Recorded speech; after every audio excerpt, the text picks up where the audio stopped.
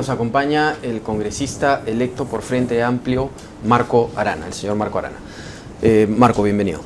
Muy buenos días, un gusto de estar en Rumbo Minero. El Perú es un país minero, por excelencia, ¿no? Nosotros vamos a un evento todos los años que se llama el PDAC de Canadá, donde todos los países mineros, digamos, compiten por traer inversiones que sean interesantes o alianzas que sean interesantes con inversionistas para, digamos, poder desarrollar proyectos que a veces, como usted sabe, pues son complicados de sacar adelante solamente con recursos locales. Hemos tenido idas y venidas, muchos conflictos en el tema minero, y usted ha liderado algunos de esos conflictos. ¿Qué tiene que hacer el Perú para ya no tener conflictos y poder llegar a desarrollar proyectos que sean importantes, obviamente que socialmente, ¿no? ¿Qué tenemos que hacer?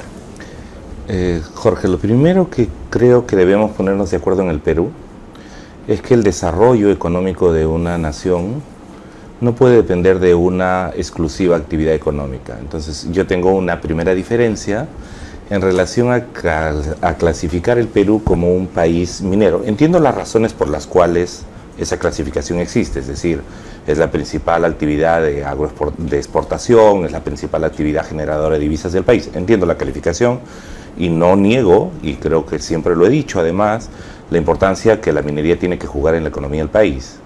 Pero no nos hace bien clasificar el país como un país minero, cuando el Perú tiene, digamos, muchas potencialidades para ser comprendido más bien como un país pluriproductor. Creo que un primer tema que deberíamos entender es que es necesario mejorar la regulación y la eficacia y eficiencia del Estado.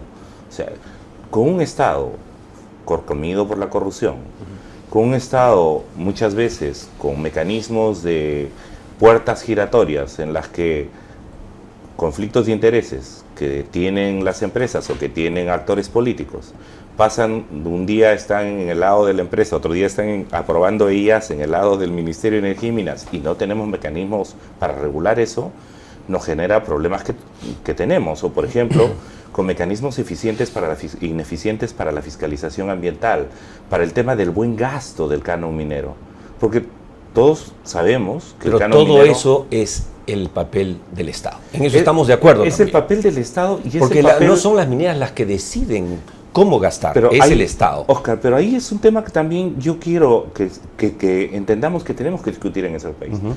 Yo conozco, porque he estado muchas veces, no he sido congresista, pero he ido al Congreso muchas veces. El lobby minero en el Congreso es fuertísimo. El lobby minero, y no estoy hablando aquí de que no sea legítimo, porque las empresas están para defender sus intereses. ¿Pero hay lobby en otros sectores? ¿No? En todos los otros sectores, los hay en pesca. Pero ese lobby minero, entonces, ¿qué es lo que hace, Marco? Una de las preocupaciones que me preocupa de ese lobby minero es la capacidad que tiene sobre el Estado, por ejemplo, para haber contribuido a desregulaciones ambientales. Las llamadas normas de promoción de inversiones deberían haber ido acompañadas del fortalecimiento de la institucionalidad ambiental, sí. Y no lo fue. Pero estamos bien regulados ahora con todo lo que hizo Manuel Pura Vidal, estamos súper regulados. No, podemos hablar problemas. Por tiempo sobre eso, Marco, pero OEFA, está desde fuerte, que se ha formado hasta hoy, ha pasado de tener un presupuesto y multas por 2 millones de soles a 160. De acuerdo, pero aún así... Como presupuesto, pero realmente sus sanciones son mucho más. O sea, si usted le habla a los mineros de la OEFA, se les paran los pelos. Ya, pero o sea, que sí hay pero ahí tenemos dos problemas. Uno, dada la magnitud y la complejidad y el tamaño territorial de nuestro país... El presupuesto del que tú me hablas, Oscar, es un presupuesto que yo me atrevería a decir incluso ineficiente. Si yo quisiera comparar el presupuesto de la EPA, ¿no? En relación a sus actividades ambientales de alto impacto ambiental, pero bueno, me podrían decir no estamos en Estados Unidos, pero tenemos que mejorar las cosas en nuestro país. Y entonces, por ejemplo, a mí me parece un gravísimo error el tema de la judicialización de las multas ambientales. Entiendo que las empresas tienen derecho a defender... Pero rescato, Jorge, que aquí, en Rumbo Minero hoy, Marco Arana está diciendo y está reconociendo, uno, que si bien el país no es solo minero, es la actividad más importante. Segundo, que haya avances en la lucha contra, digamos, la contaminación, y eso es saludable, Marco, porque usted no tiene por qué ser, y yo no lo creo, un ayatola del antiminerismo. Oscar, quienes conocen mi trayectoria, e incluso en medio de conflictos, o quienes leen las cosas que escribo, he dicho, y que las digo acá o fuera del país, saben que el calificativo antiminero como tal es algo fabricado mediáticamente. Yo, como ustedes, me opondría, por ejemplo, me opongo a una actividad minera o a una actividad forestal o pesquera que deprede un recurso, que no respete los derechos de la gente. Estamos de acuerdo, si no ponemos un punto de acuerdo en eso, señora Arana, yo quería decirle una cosa. No van a mejorar. El Perú ya está harto de discusiones. El Perú ya está harto de peruanos enfrentados. Estamos acá en rumbo minero. Entonces, el tema, usted ya ha explicado sus razones de pensamiento, que hay algunas empresas que no hacen bien las cosas, otras que sí, hay leyes, hay el Estado, hay leyes ambientales. Pero yo creo que es momento ya de la unión. Y entiendo sus puntos de vista porque también usted como peruano quiere lo mejor para el país. ¿Cuáles son para usted las empresas mineras, así como usted ha mencionado las empresas que de repente no están haciendo bien las cosas? ¿Cuáles son, por ejemplo, las empresas mineras que son un ejemplo hoy en día en cómo han hecho las cosas? O los proyectos. No todos son malas, ¿no? Yo lo que creo es que todavía no podemos tener un caso emblemático que en todo haya resuelto los problemas. Pero sí problemas van a haber siempre, ¿no? De acuerdo, sí, claro. Pero yo lo que creo es que lo que hay que hacer es una suerte de listado de buenas prácticas que además puedan constituirse en un estándar. Y para mí me gustaría que ese estándar no sea de carácter voluntario, me gustaría que sea de carácter vinculante. Vamos a poner ejemplos. Hay empresas que consideraban que cuando comience a funcionar su proyecto y la ley se lo exija, recién comenzarían a pagar impuestos, ¿no?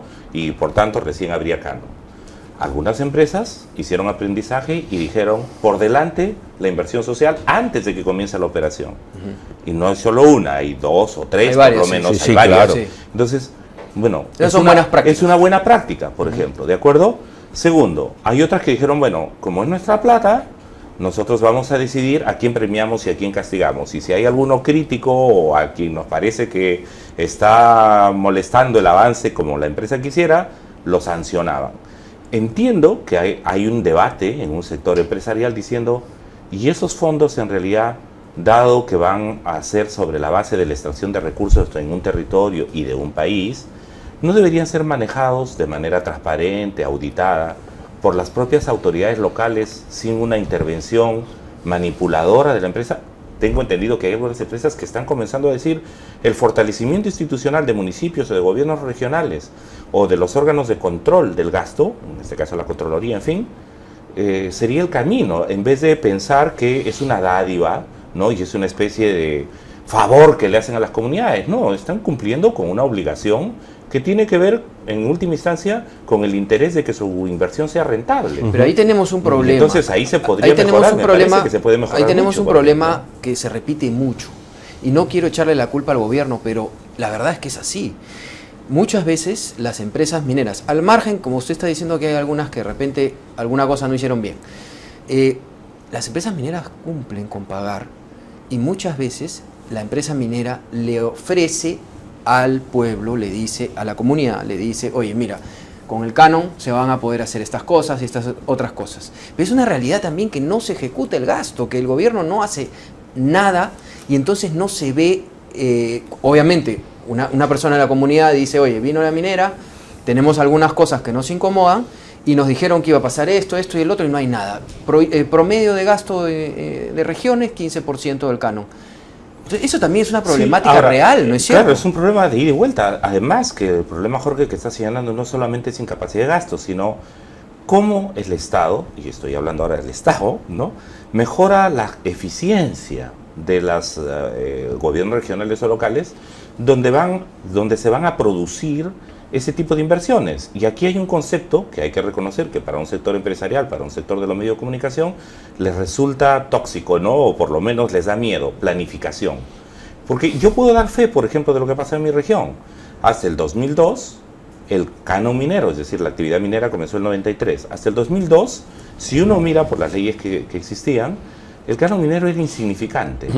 Y de pronto el 2002, cuando se habían ya acumulado un conjunto de relaciones, o las relaciones se habían roto por impactos ambientales, por malas prácticas, etc., el 2002 de pronto llega una inyección enorme de dinero. Se desarrollaron las capacidades, es como, para decirlo de una manera sencilla, es como si en un hogar el hijo que recibía una propina de 10 soles semanales de pronto comienza a recibir 1 millón. No sabe qué hacer. ¿Y a quién le vamos a echar la culpa? O sea, se debieron planificar. ¿Pero es quién? más, se debieron... ¿Quién? El Estado, estoy hablando acá del Estado. Y estoy hablando también de las capacidades en las que las empresas han podido influir, Jorge. Seamos claros. En un lugar donde el Estado es ineficiente, como pasa en la mayor parte de provincias del país o alejadas del país, las empresas, por otro lado, debieran entender que el fortalecimiento del rol institucional del Estado también es parte de su tarea, más allá de como ente económico, también de su responsabilidad como ciudadanos. Y allí, Oscar, que ha visitado varios lugares del país, esto no sé si tú, Jorge, pero una de las cosas que ustedes pueden ver es que hay una relación clientelar muchas veces de las autoridades con las empresas. Y lo peor es que a las empresas les guste. Yo puedo poner un ejemplo concreto. Por ejemplo, en mi región, ¿ya? Que es donde conozco con detalle. En vez de fortalecer la institucionalidad de las municipalidades, ¿qué han hecho? Han cooptado las instituciones. Entonces han convertido el alcalde, le han creado una empresita para que ese alcalde se haga de la vista gorda frente a los problemas y han contratado al hijo de fiscal. Pero eso es corrupción. No, eso es corrupción. El problema es que no es llamada corrupción, más bien por el contrario. Eso es corrupción. Para mi modo de ver, Jorge, yo soy por ejemplo un punto en el que nos ponemos de acuerdo, esa sería una práctica de corrupción, ¿verdad? Sí. Y un mecanismo de transparencia, a mi modo de ver, yo se lo he dicho algunas veces a Yanacocha o algunas veces también a Sauder, no deberían contratar a los hijos de fiscales y de jueces, y ellos dicen, no, pero tienen derecho al trabajo. Oigan, pero preferiría una relación respetuosa yo veo, Marco, y transparente sobre ese tema. Sí, ¿no? Señora Arana, y ahí sigues tú, perdón. Sí, no. Yo lo que veo ahora es, usted ya va a ser, o lo van a nombrar, padre de la patria, congresista de la República. Y como congresista tiene que velar por todos los intereses del Perú, ¿correcto? Entonces, usted tiene una forma de pensar que ahora estamos conversando un poco más sobre estas formas de pensar. Han habido cosas buenas, han habido cosas malas, usted mismo lo ha admitido acá. Pero también tiene que pensar en lo que estoy entendiendo, que usted va a tratar de regular un poco y que se respete un poco el tema ambiental un poco más, poner énfasis, pero también a favor de la inversión para el sector minero, porque hay que verlo como todo. Un padre de la patria tiene que verlo como Jorge, todo. Mira, ¿Qué se puede hacer como congresista a favor de la inversión?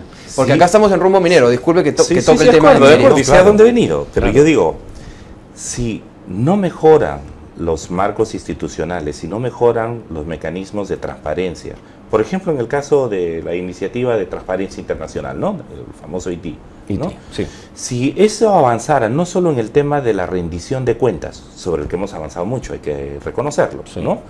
Y avanzara también, por ejemplo, a transparencia sobre los temas de los indicadores ambientales, ¿ya? Y si además eso se convirtiera en vinculante y no solamente en algo que si las empresas quieren lo hacen y si no, no. ¿Ayudaría a la inversión? O sea, yo creo que uno de los temas que tenemos que mirar, y eso es algo que a veces se oculta en estas tensiones y polarización que hay, ¿Marco Arana está en contra de los trabajadores mineros? No, yo tengo diálogos con la Federación de Trabajadores Mineros Metalúrgicos. ¿Me he opuesto al diálogo sincero y transparente con las empresas? No. Fui a Perumín el año pasado y he tenido muchas discusiones y en muchos espacios con las empresas. Lo que sí no he hecho es jamás aceptar que me financien gastos porque me lo han ofrecido, ¿no? Proyectos, justamente para mantener una autonomía sobre el tema. Y yo sí creo que lo que hay que buscar es el conjunto de buenas prácticas, los elementos positivos que puedan haber aportado a generar empleo, a diversificar producción, a fortalecer institucionalidad local, a donde sea necesario atraer más inversiones, incluso hablo mineras, allí donde la gente está dispuesta a hacerlo, es decir, los mecanismos de consulta, ¿verdad? Allí donde, por ejemplo, las prácticas de corrupción estén proscritas, y ahí me preocupa el escenario político que se viene, en realidad, ¿no? Porque lo que tendríamos que ver es, la inversión minera es necesaria para el país, descartemos el hecho de que uno siquiera pueda poner en duda que no sean importantes. Y entonces uno haya consultores, incluso mineros nacionales o internacionales, que dicen, Oye, dentro de la propia Sociedad Nacional de Minería hay una discusión sobre cómo mejorar, pero lamentablemente hay algunos empresarios, como puede ocurrir en algunos sectores del país, donde uno dice, no queremos ningún cambio. Y yo creo que lo que tenemos que estar es del lado del cambio, y el problema es, pongámonos de acuerdo sobre qué cambios se necesitan. De acuerdo. En vez de cerrarnos a decir ningún cambio. Marco, el tiempo nos va a ganar. De hecho, vamos a invitarlo varias veces más al programa. Si me permite, voy a hacer preguntas muy puntuales para respuestas también muy puntuales. La semana pasada, el domingo, se dio el primer debate presidencial y Keiko sorprendió, entre otras cosas, cuando hablaba del tema de conflictividad social, diciendo claramente, uno, nuestra prioridad va a ser el agua. Primero va a ser para el recurso, para la gente, ¿no es cierto? Luego va a ser para la agricultura, en tercer lugar para la ganadería y en último lugar para las actividades productivas, le hace minería, etcétera. Parece que se hubiese pasado de Fuerza Popular al Frente Amplio. ¿Ustedes están contentos con esa Keiko que podría ser presidenta? A mí me preocupa el discurso demagógico y populista. Porque con ¿No le creen? En principio no se lo creo, pero en segundo lugar me preocupa que hace esas declaraciones, tendrá que rendir cuentas en las zonas donde la gente está pidiendo eso. No le vaya a ocurrir, como al señor Ollantumala, que se fue a decir hago así o no, y después no supo qué hacer y tenía que sacar al carnicero Valdés a matar a la gente. O sea, con esas declaraciones que está haciendo la señora Keiko Fujimori, que genera una expectativa en esas zonas de conflicto, luego ella va a querer ir bajo estados de emergencia y imponer un proyecto. Cuidado, señora. Pero sinceramente, su padre ha dejado una estela de muertos en un conflicto armado y el autoritarismo está presente en su discurso. Marco, pero usted cree sinceramente, estamos en Rumbo Minero en Canal N, nos está viendo mucha gente en diferentes partes del Perú. ¿Usted cree sinceramente que existe la posibilidad de que un gobierno hipotético de Keiko Fujimori repita las prácticas del padre? Es decir, que fue una dicta blanda, sino una dictadura. Porque ella va a tener que gobernar en democracia, si es que gana. No va a ser posible. O sea, no estamos creando un fantasma, no hay una paranoia política de parte del Frente Amplio de usted. No, en principio yo sé que discrepo con Pedro Pablo Kuczynski, pero sé que en sus filas y en su propuesta política hay una apuesta institucionalista por la democracia. En el caso de la señora Keiko Fujimori, yo veo sus principales voceros que salen a decir, ya tenemos mayoría, las leyes van a salir como por un tubo. Veo que sus congresistas más votados o su dirección política está vinculada a gente que está prontuariada, sea por narcotráfico, enriquecimiento ilícito. Tengo absolutas razones para decir además, no votemos por la señora Keiko Fujimori, pero sin evadir el fondo de la pregunta. Que el fujimorismo, en el caso de que ganara, que espero que no se dé, ganara las elecciones, si piensa que podemos llegar, y quienes le apoyan, sectores empresariales o mediáticos, a que el Perú se va a manejar como en el 90, no es posible. Para comenzar, no nos olvidemos que las condiciones en las que las inversiones mineras están yendo no solo tienen que ver con los bajos costos de producción y la ley minera que hayan en un territorio, tiene que ver además con garantías de paz, con garantías para transparencia. Pero usted cree que ella tendría que estar loca para, si llega a la presidencia, mandar a los militares, mandar a la policía, porque está prometiendo otra cosa, está prometiendo agua para la gente, está prometiendo respetar la consulta previa. Pero recordemos que han sido sus congresistas, Oscar, que cuando se cambia la ley de recursos hídricos, justamente ¿para qué lo cambiaron? Para hacer que el agua sea accesible a todas las actividades por igual, cuando en realidad sabemos que habría que seguir ese orden, ¿no?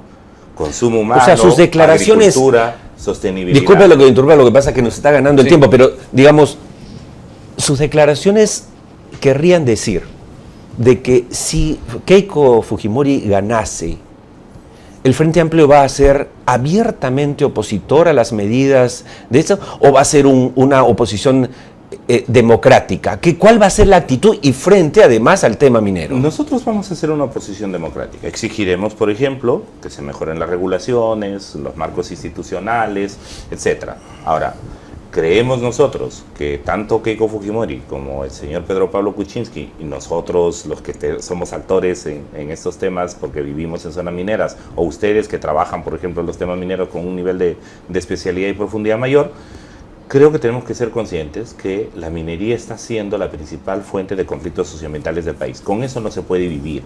La señora Keiko Fujimori, cuando hace esas declaraciones, que espero no solamente estén marcadas por una actitud populista o demagógica de ganar votos, tiene que saber, y quienes nos apoyan tienen que saber, que no se van a poder hacer las cosas como en los 90, las condiciones son otras, no, tenemos que ir a democracia, sí. tenemos que ir, estamos más globalizados, nuestra economía está globalizada y además la ciudadanía está mucho más sensible, no solo la local y nacional, sino también la internacional, frente a los temas de la corrupción, frente a los temas de la contaminación, etcétera. Entonces, una que última, las cosas que han prometido las pueda convertir en políticas públicas para garantizar los derechos de la gente y de los inversores.